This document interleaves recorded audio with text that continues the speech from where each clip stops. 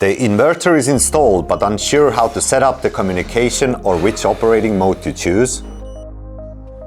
No worries, in just a few minutes today I will guide you through 3 key inverter settings and show you how to make your inverter smarter. Follow along with us step by step, and by the end you'll understand how to set up the communication and switch the operating modes for the EcoVerdi 5kW inverter correctly. Before proceeding, please ensure you have our special communication cable. If it is not included in your packaging, please contact us to obtain one.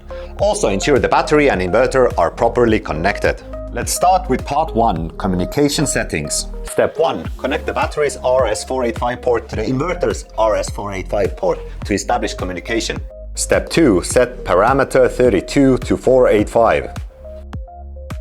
Step 3. Then set parameter 33 to PYL. Once communication is successful, you can see the real-time SoC data on the inverter screen. If communication fails, error code 58 will appear, indicating you need to check whether the inverter and battery protocols match. Let's move on to the part 2, operating mode switch. After entering the parameter 1 menu, you will see 4 common modes. To choose the right one, simply select the mode based on which energy source you want to prioritize. Next, we'll explain the suitable scenarios for each mode. AC first, the default mode. It powers the load from the grid first and automatically switches to battery or solar.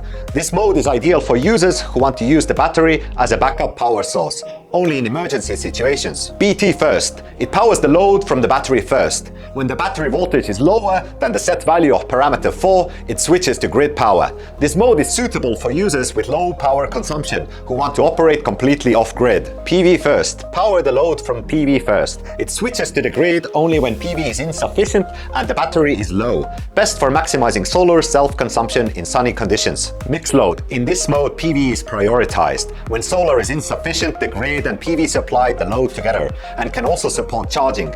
Flexible use of multiple energy sources. After selecting the desired mode according to your needs, return to the menu for the changes to take effect. One key tip: if you set a time charge-discharge schedule, the system will automatically switch modes at the scheduled times. No need to change it manually. Finally, let's move on to the part 3, charging mode switch.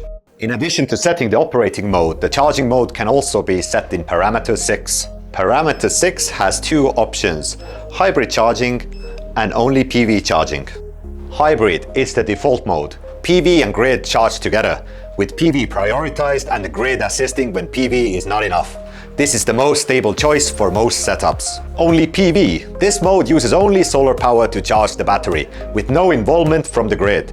It's ideal if you want to rely completely on solar energy, or if the cost of grid charging is too high. You can choose different charging modes according to your needs. Now, the 3 key inverter settings, communication settings, operating mode switching, and charging mode switching have all been explained. You might have been confused by the various settings on your inverter before, but now you've mastered some of the most important functions. Your inverter will not only function properly with communication capabilities, but you will also be able to decide the operating mode and charging method based on your actual needs. If you are unsure which operating mode or charging method to choose, please describe your power usage scenario, solar panel and battery configuration in the comment section, and we'll recommend a more suitable setup. If you find this video helpful, please like and save this video and follow us for more solar energy related knowledge.